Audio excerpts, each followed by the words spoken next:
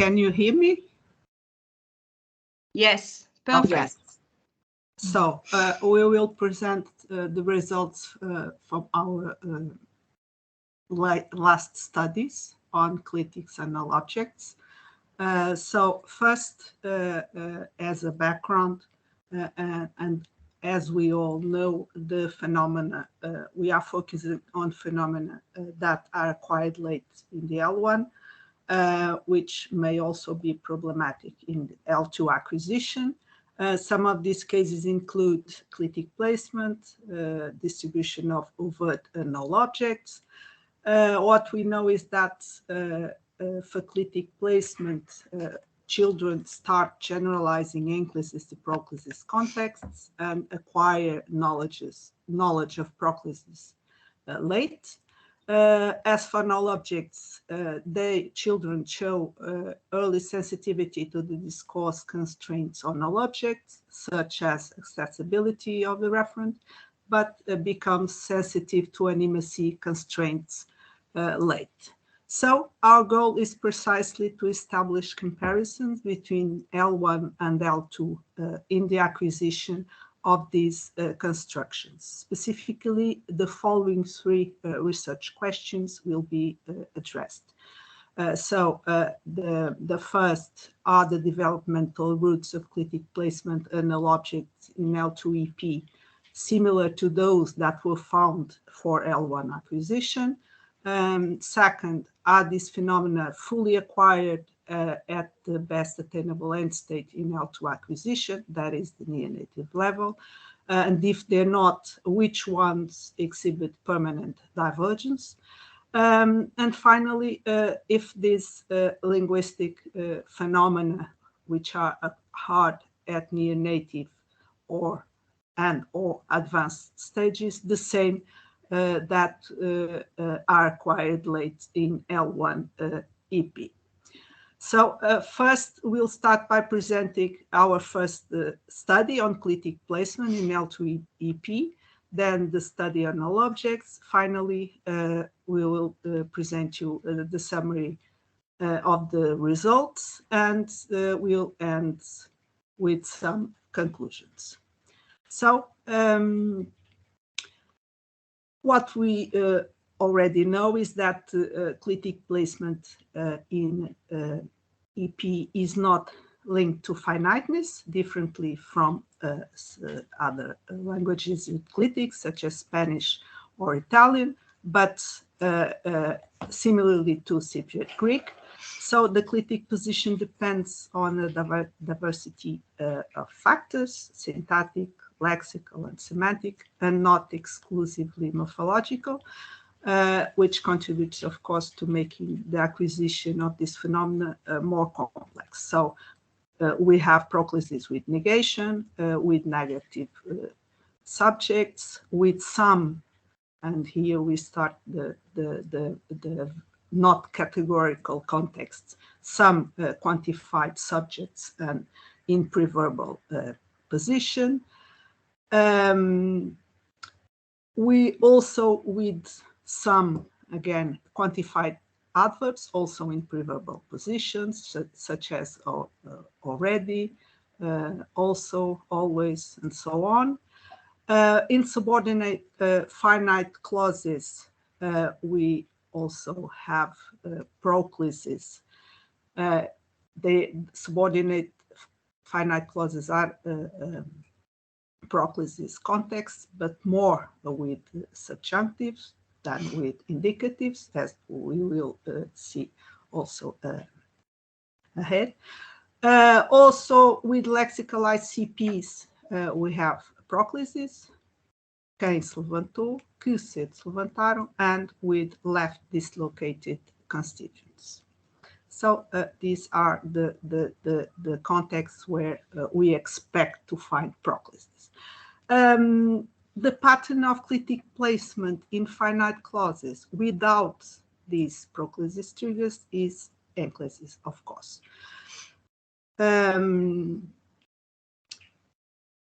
As for Spanish, the placement of the clitic in either enclitic or proclitic position depends on the finiteness of the verb. So there is proclisis to the first auxiliary, as you see in the first example, and enclisis to the infinitive, as in the second example. Adding to the complexity of the problem, in EP, there are, as I said, contexts where proclisis is categorical, such as negation, and others where there is variation. So in complement clauses, there is variation between finite and non-finite. We have less enclis with the subjunctive than with the indicative, and this is also relevant. What we know for the clitic placement in L1 acquisition is that the acquisition path mirrors what we find in the production of adults. This seems to be this variability that we have in adult grammar reflects on the sequence of acquisition that we find with children. So the contexts where proclisis is acquired later are also those contexts where there is more variation between specific items. There is an acquisition scale in which the categorical proclitic contexts are acquired earlier, of course. How about L2 acquisition? We know that in EP, clitic position depends on syntactic, lexical, and semantic factors, not exclusively on morphology, which is contributes to making the acquisition of this phenomenon more complex. Simply 2014 for L1 and bilingual acquisition by children has also shown that strictly syntactic phenomena are acquired earlier, whereas phenomena involving the interfaces with other linguistic components are subject to delays. The role of the input is crucial in the acquisition of these phenomena. So the question for L2 acquisition is whether this is the same. That is, the phenomena that are acquired late in the L1 are also difficult to acquire in the L2. What we know already was given by an exploratory study with native speakers of Mandarin Chinese. Gu shows that L2 learners generalize enclisis to proclisis contexts, but they develop the knowledge of enclisis gradually.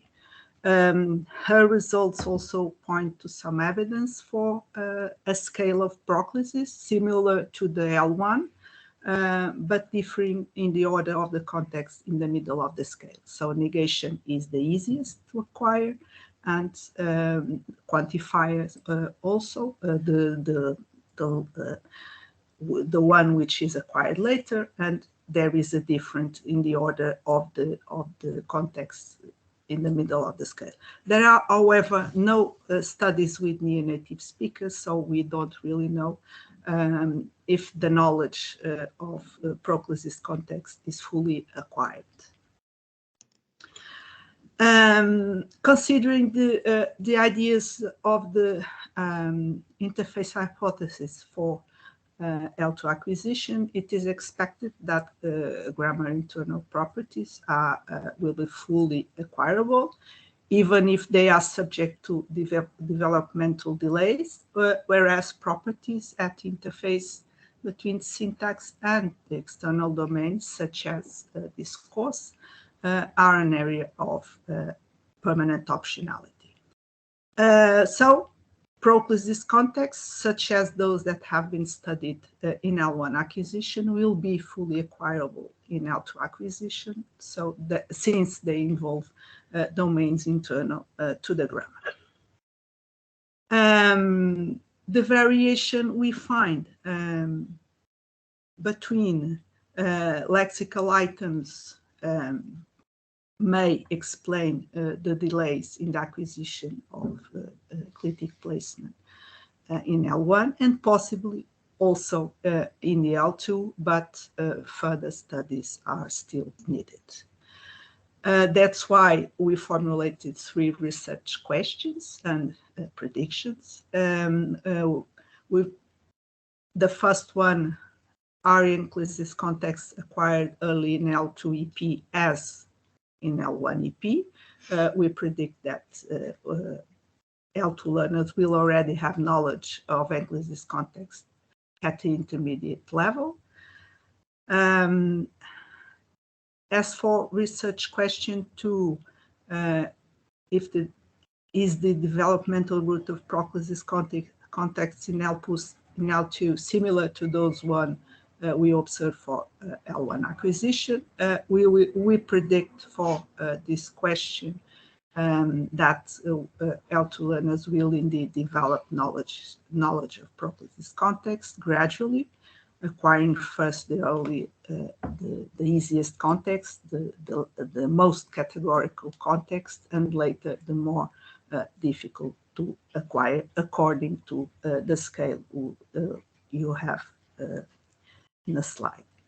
Finally, our research question 3, if convergence with the target language is possible in L2 EP with regard to clitic placement in proclus contexts, our prediction is yes, that clitic placement patterns will be fully acquired, at least by neonatives, even in those contexts that are subject to delays.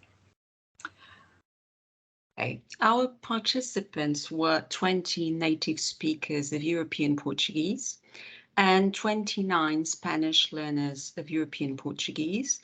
We had 10 intermediates, 10 advanced, and 9 neonatives. As clitic placement is taught explicitly in Portuguese classes, and we use 2 tasks that have been proposed to tap primarily into implicit knowledge, an elicited oral production task and a speeded acceptability judgment task. And these tasks tested the placement of the reflexive clitic S. The oral production task tested clitic placement in 6 contexts: negative sentences, indicative complement clauses, subjunctive complement clauses, adverbial clauses, with quantified subjects, and in a finite sentence without a proclus trigger. The speeded acceptability judgment task crossed the following variables: type of context, and we used the same 6 contexts that were used in the oral production task, and type of clitic placement, enclasis versus procluses. In the oral production task, in each item, learners saw an incomplete sentence and a picture, and they had to read the sentence aloud and complete the sentence according to the picture using the words that appeared below the picture. In addition to this, they could use, and actually should use, other words that they considered necessary, namely the reflexive clitic S. In the speeded acceptability judgment task, in each item, participants first saw a fixation cross, and then the sentence appeared word by word in a non-cumulative way at a rate of 450 milliseconds per word, and then after the presentation of the final word, the question would appear and they would be asked to judge the acceptability of the sentence on a scale of 1 to 5. And if they didn't know the answer, they could press N and move on. Now let's see the results, starting with the oral production task. And the results show that all groups prefer enclases in finite sentences without a proclasis trigger. In negation context and in subjunctive complement clauses, all groups display a preference for proclasis, as you can see here. And in the other contexts, native speakers clearly prefer proclasis, so in blue. However, learners' preferences vary according to their level of proficiency. At the intermediate level, learners produce similar rates of enclases and proclasis in indicative complement clauses, and they prefer enclases with adverbial subjects, unlike the native speakers. At the advanced level, the production of proclasis in indicative complement clauses increases, with the difference between proclasis and enclases very close to statistical significance in this condition. With adverbial clauses and quantified subjects, learners produce similar rates of enclases and proclasis. Finally, at the near-native level, learners perform native-like, showing a clear preference for proclasis in all contexts, just like the native speakers. Now, let's see the individual results of these participants in the oral production task.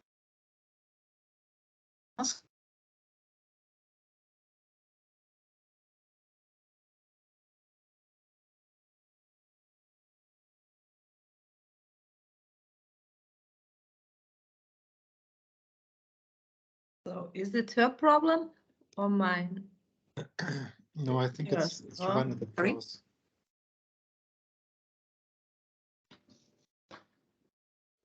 Is there any problem at this point? I think you just froze. So now you are back. Okay. Okay, I'm back. Yeah. Okay. Where did I stop for you? When you started to present individual results. The individual results. Okay, so I will start at the very beginning. Okay. So I was explaining, so you have these two columns for each context. And as you can see, in proclasis context, all EP native speakers have either categorical or predominant enclases, except for one speaker. So this is speaker 20, who overall produces similar rates of proclasis and enclases. This participant, however, shows a clear preference for enclases with adverbials and quantified subjects. And you can see this in the red. And in all other contexts, this participant prefers proclasis. So the only problem was here with adverbials and quantified subjects. Well, to learners, at the intermediate level, only 4 learners have predominant proclasis. At the advanced level, the number of learners with predominant proclasis increases to 6. And the preference for proclasis increases in all contexts, but around half of the learners continue to prefer enclases with adverbial clauses and quantified subjects. Finally, at the near-native level, all learners have predominant proclasis except for one who produces similar rates of proclasis and enclases. And this is speaker, the near-native number 9. Let's see the results of the speeded task. In this task, only the native speakers of European Portuguese show a clear preference for enclasis and rejection of proclasis in the absence of proclasis trigger. In this context, L2 learners fail to reject proclasis, although they accept enclasis. In the other contexts, in contexts with negation, all groups prefer proclasis. And in the other contexts we tested, native speakers again have a clear preference for proclasis, whereas learners' performance varies according to their proficiency level. At the intermediate level, they accept proclasis slightly more than enclasis in subjunctive clauses, complement clauses.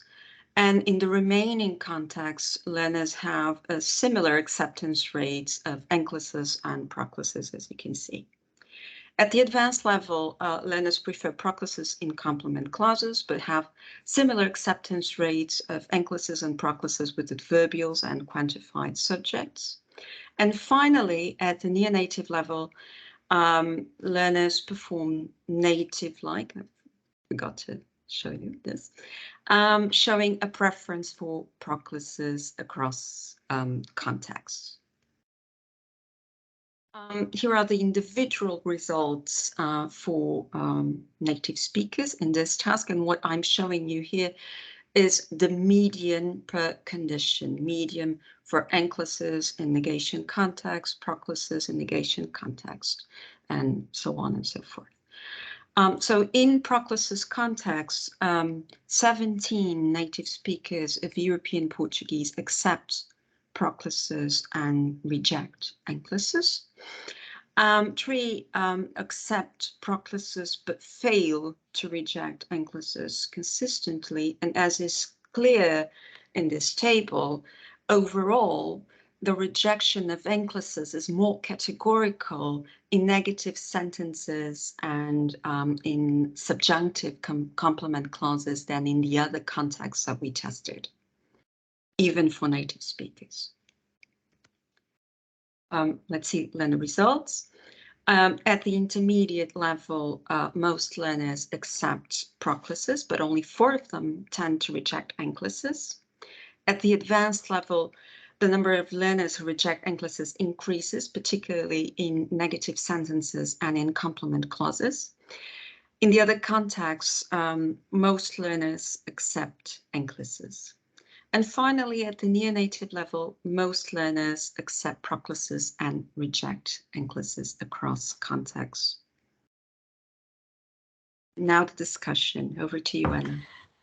Okay, so if we go back to our research questions now,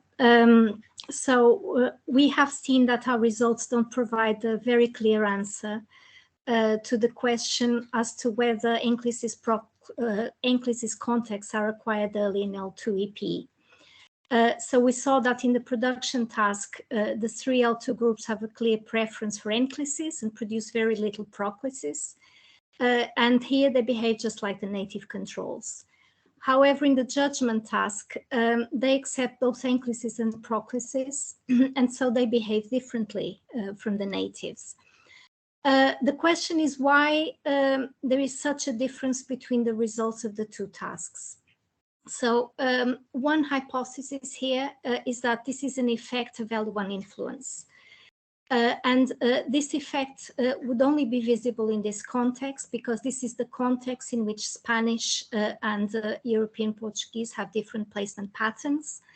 And also it's only visible in this task because the participants are under time pressure. Another hypothesis is that these results show a task effect, so they're related to the instruction that was given to the participants.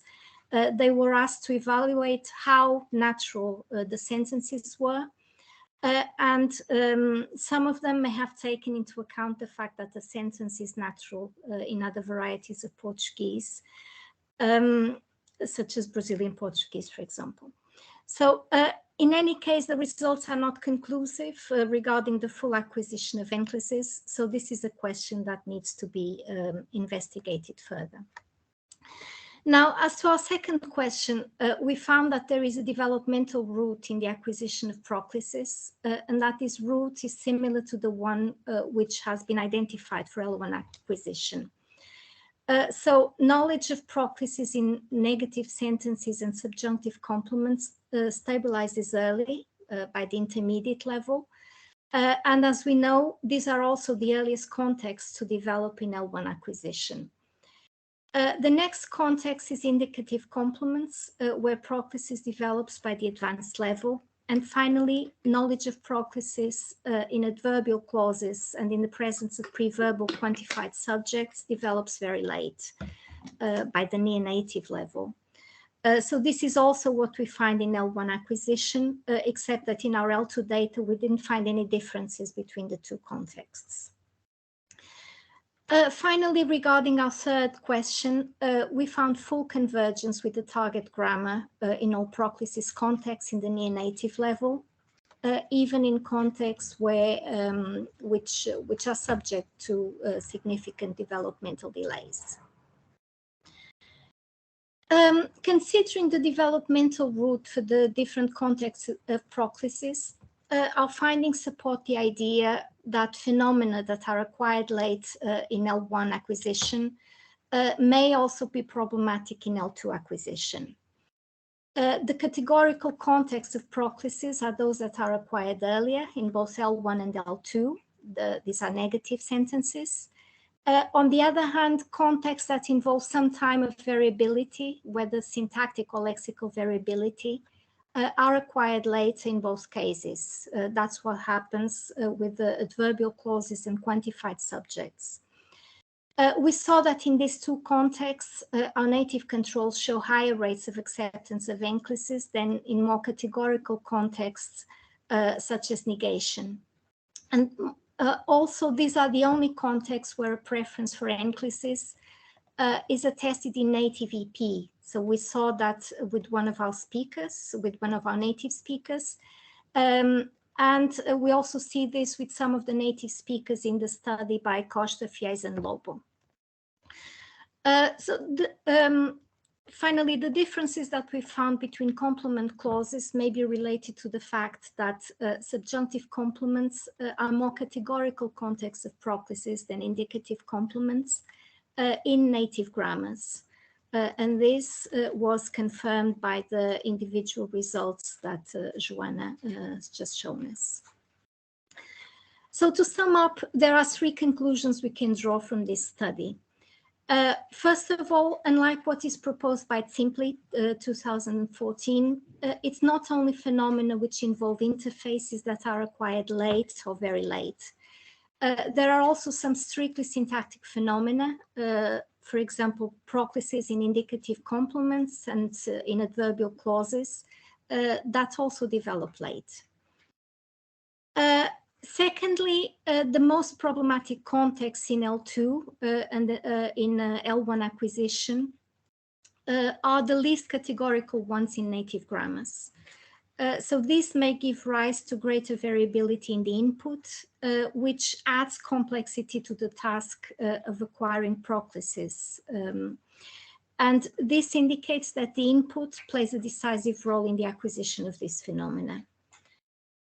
Finally, we've seen that we see that full convergence with the target grammar is possible, but only at near native level. And this is a fact which is consistent with the interface hypothesis.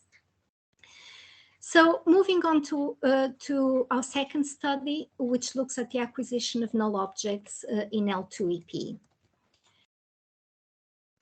So Portuguese is, as you all know, will probably know, a language which allows null objects.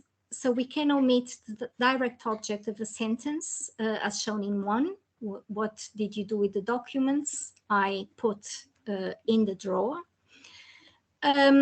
This construction is different from VP ellipsis, where the whole VP is omitted after the verb raises to IP, to inflection, which requires the presence of an antecedent VP in the previous discourse as illustrated in 2. So did you put the documents in the drawer? I put, literally, so I put the documents in the drawer. The possibility of null definite objects separates EP from other Romance languages, such as Spanish. In standard varieties of Spanish, only indefinite non-specific direct objects may be dropped. However, similarly to what happens in EP, object drop is disallowed in island contexts.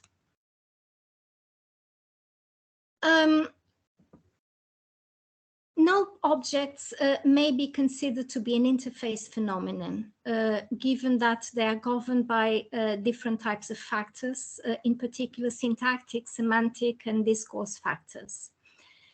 So starting with the syntactic factors, regarding the distribution of null objects, they are generally not accepted in island contexts. And this is illustrated in the first example for an adjunct island, and in the second example, a complex NP island.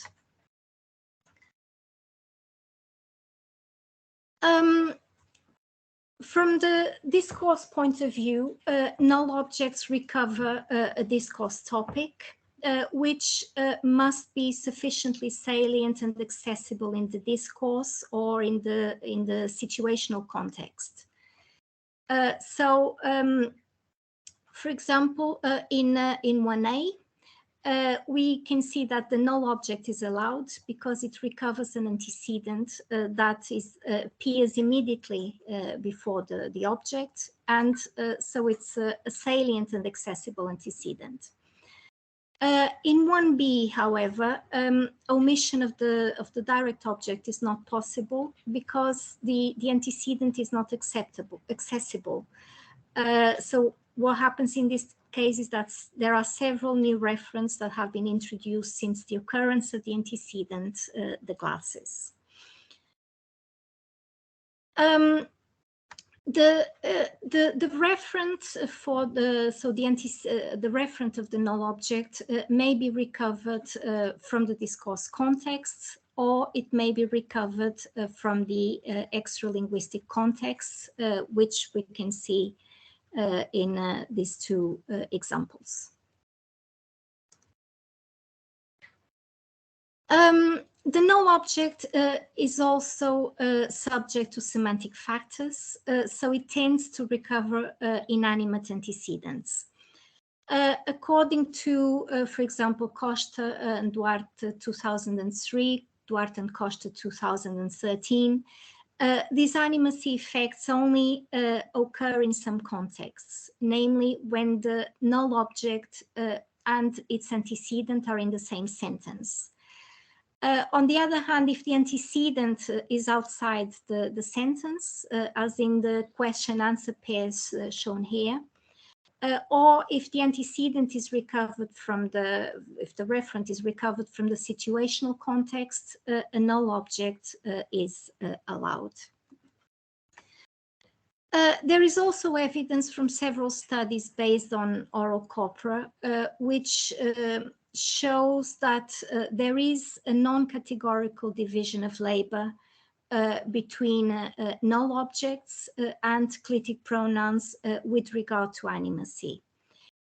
So in general, animate objects tend to be overt, whereas inanimate objects tend to be null. There is also some experimental evidence which confirms the existence of animacy effects. So, for example, in their study, Castro et al. 2017 found a significant difference in the acceptance of pronominal and null animate and inanimate objects in simple sentences. They also found animacy effects in question-answer contexts, unlike Duarte and Costa 2013. As for acquisition of null objects, so starting with the L1, there is comprehension data which shows that children accept null objects in islands, and production data which shows that children also show high rates of object omission, mainly in simple sentences. Regarding accessibility and animacy effects, it has been found that children show early sensitivity to accessibility. So at the age of 4, according to Flores et al. 2020 and Rink et al. 2019. So they produce more null objects with immediately accessible inanimate antecedents. As for animacy, there is evidence that children develop sensitivity to animacy fairly late, although they tend to produce more clitics with animate antecedents. But for example, Tomás et al. 2019 shows that children show high rates of omission of inanimate null objects and high rates, together with high rates of production of animate clitics. There is also evidence from bilingual acquisition that regarding the development of sensitivity to animacy and accessibility.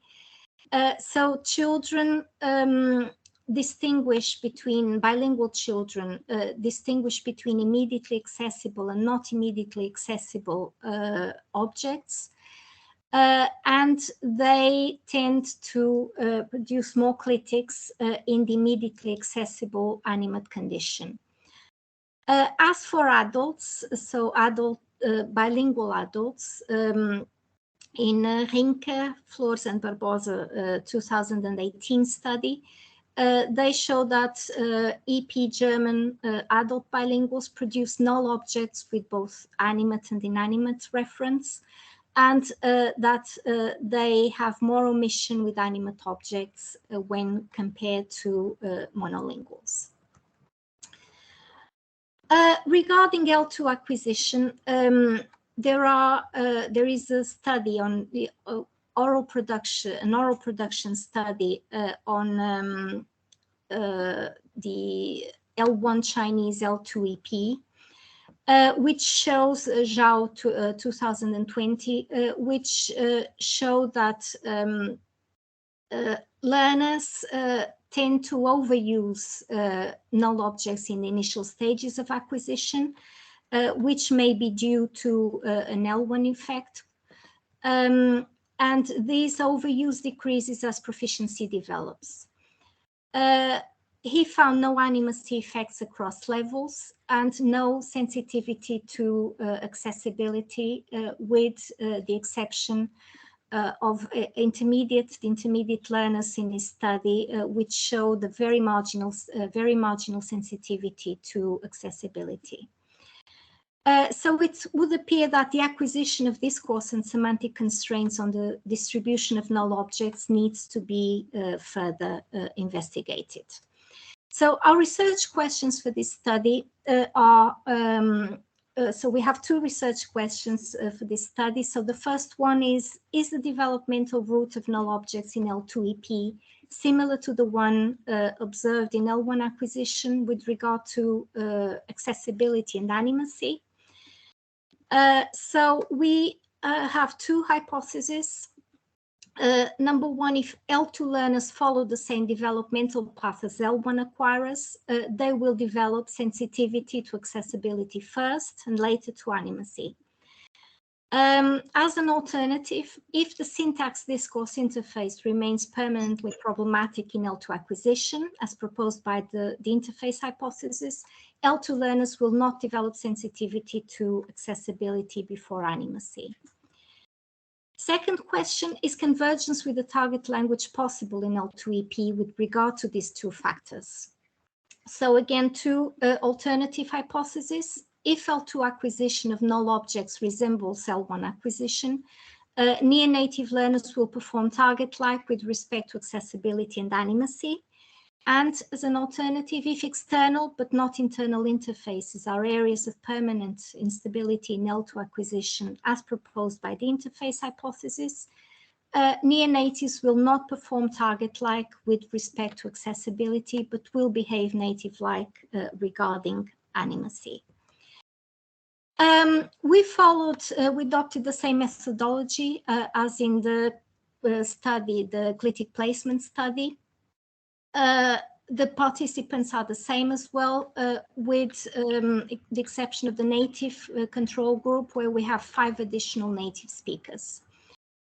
We have the two tasks, elicited oral production and speeded acceptability judgments. The oral production task crossed 2 variables, accessibility of the antecedent, so not immediately accessible and immediately accessible, and a second variable, animacy of the antecedent, inanimate and animate. The speeded acceptability judgment task also crossed 2 variables, type of antecedent and type of form. So type of antecedent, not immediately accessible, inanimate, immediately accessible, inanimate, and immediately accessible, animate. And type of form, so we had null objects and clitics. Okay, now let's see the results. Again, we will start with the elicited oral production task. And in this task, all groups produce significantly more clitics than null objects and DPs in all conditions. The production of null objects is residual, as you can see. Crucially, statistical analysis of each group's production of null objects showed no significant effects of animacy and accessibility and no interaction between these factors. In other words, in all groups, including the native group, participants did not make a significant distinction between immediately accessible and not immediately accessible antecedents and between inanimate and animate antecedents. It is important to note, however, that we found differences between the native group and some L2 groups regarding the production of null objects. The intermediate group produces significantly more null objects than the native group with inanimate antecedents. And the advanced group produces more null objects than the natives with not immediately accessible inanimate antecedents only. Now the speeded task. And first we will compare the 2 conditions where the antecedent was inanimate and only varied with respect to its accessibility, so not immediately accessible versus immediately accessible. And in these conditions, the acceptance rates of clitics are significantly higher than those of null objects in all groups. Native speakers also exhibit a main effect of accessibility as they accept null objects and clitics more in the immediately accessible condition than in the not immediately accessible condition. And even in the condition where they accept null objects more, we see that null objects receive lower acceptance rates than clitics. L2 learners only display a significant effect of accessibility at the advanced level. At this level, they also have higher acceptance rates in the immediately accessible condition than in the other condition. When only the items testing null objects are considered in the statistical analysis, actually the only group that displays a main effect of accessibility is the native group. All other groups perform non-target-like with respect to this factor when we only consider how they behave with respect to null objects. Now we will compare the condition where the antecedent was immediately accessible and inanimate with the condition where it was immediately accessible but animate. So the difference between the two conditions is animacy. And in these conditions, again, the native and the L2 groups exhibit a significant effect of form, that is, they accept clitics significantly more than null objects. The native group also has a main effect of animacy and a significant interaction between animacy and form because they accept null objects more in the inanimate condition than in the animate condition, but they have identical acceptance rates of clitics in both conditions, so around 4-9. A significant effect of animacy is also found in the intermediate and advanced groups, which indicates that overall they have higher acceptance rates in the inanimate condition than in the animate condition. Crucially, again, when we only consider the items that tested null objects in our statistical analysis, actually the only group that displays a significant main effect of animacy is the native group. And the advanced group exhibits a nearly significant effect of animacy. The other learner groups do not show animacy effects. That is, they don't perform target-like. Before addressing our research questions, it is important to discuss native speakers' results in these tasks. So in the oral production task, the production of clitics was very high in all conditions, as we have just seen, and the production of null objects was low, which is similar to what happened in Zhao's study, to which Anna referred in the background session.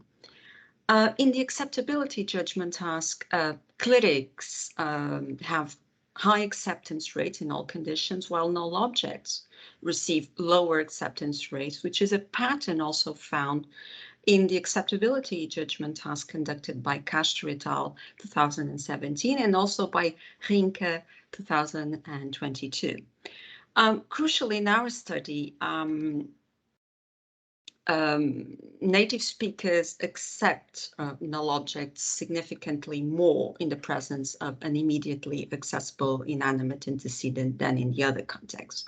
But overall, the finding that native speakers' acceptance and production of null objects is low is not in line with the results of previous studies based on spontaneous speech corpora, which show that null objects are frequent in European Portuguese.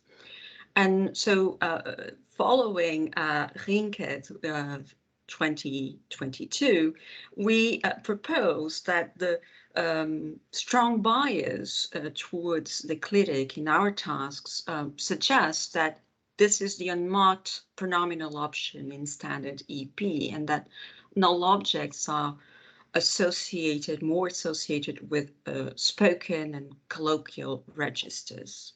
So they are more specific to certain registers. Let us now address our research questions. And our first question asks whether the developmental route of null objects in L2EP was similar to the one observed in L1 acquisition.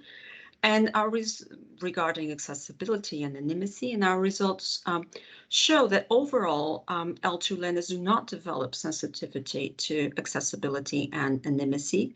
We only found a nearly significant effect of animacy in the acceptance of null objects in the advanced group. No significant effects of accessibility were found in the production and acceptance of null objects. And crucially, recall that in L1 acquisition, accessibility is precisely the factor to which children become sensitive first. So our results indicate that L2 learners do not follow the root, developmental root found in the L1 acquisition of null objects in EP, which disconfirms our first hypothesis. Our results, however, confirm our second hypothesis based on the IH that L2 learners do not develop sensitivity to accessibility before animacy. Now, our second and final question asked whether convergence with the target language is possible in L2EP regarding animacy and accessibility. And the results show that L2 learners perform non-target-like regarding these factors, even at the best attainable end state in L2 acquisition, that is the near-native level. In the production and acceptance of null objects, learners do not show effects of animacy and accessibility. It is, however, important to note that in both tasks and at all proficiency levels, L2 learners strongly prefer Clitics to null objects, just like the native speakers of EP.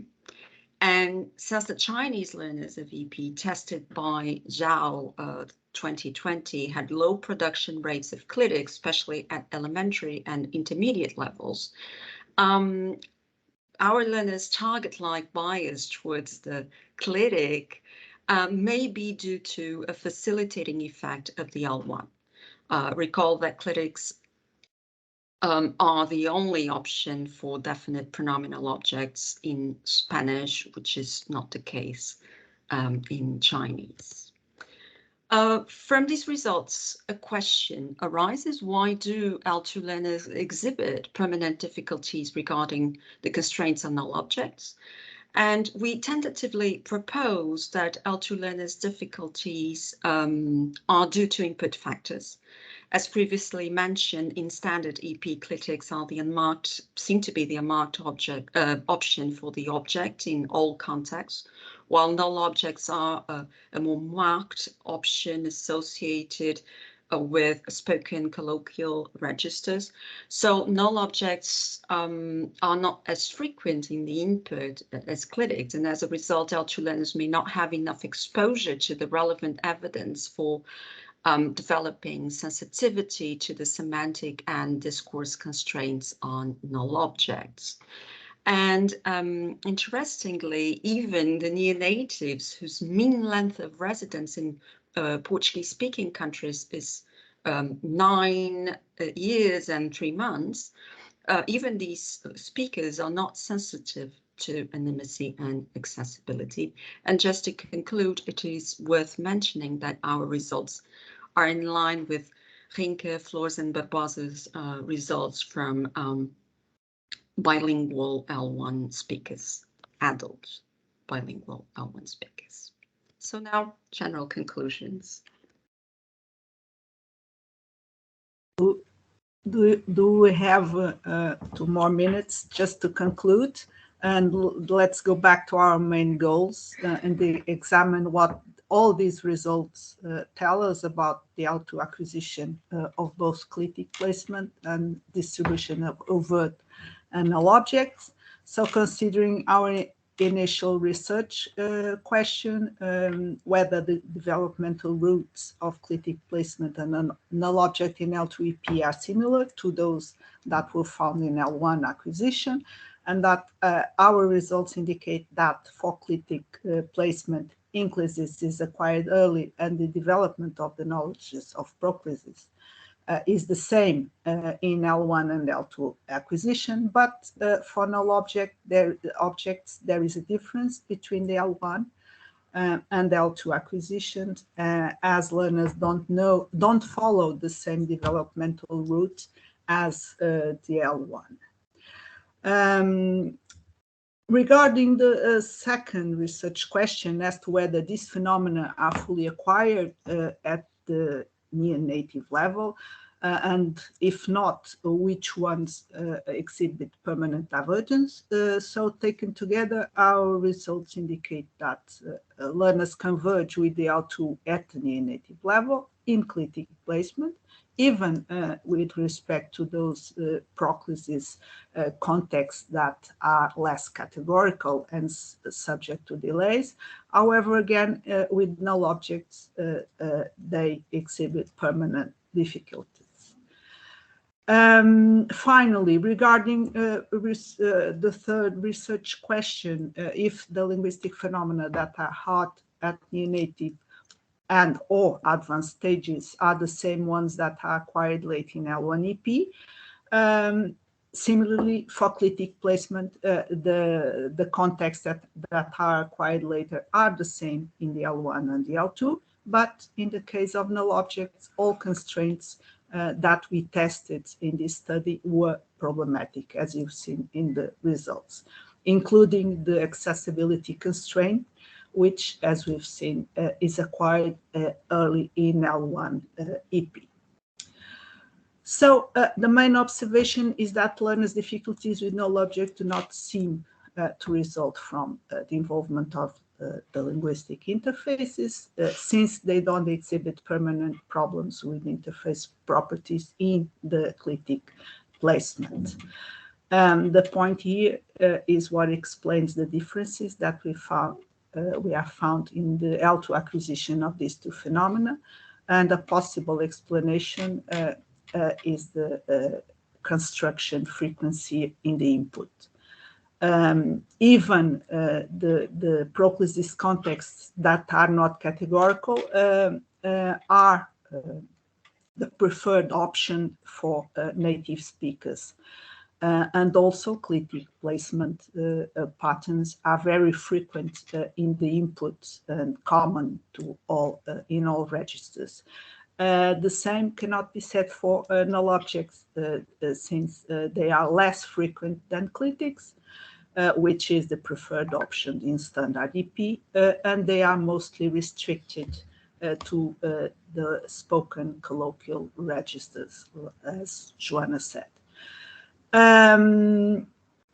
As to the role of the L1, it is an option that needs to be further investigated, but there seems to be L1 interference in the acquisition of clitic placement in finite clauses without proclisis triggers, as learners fail to reject proclisis in this context, only in the acceptability judgment task.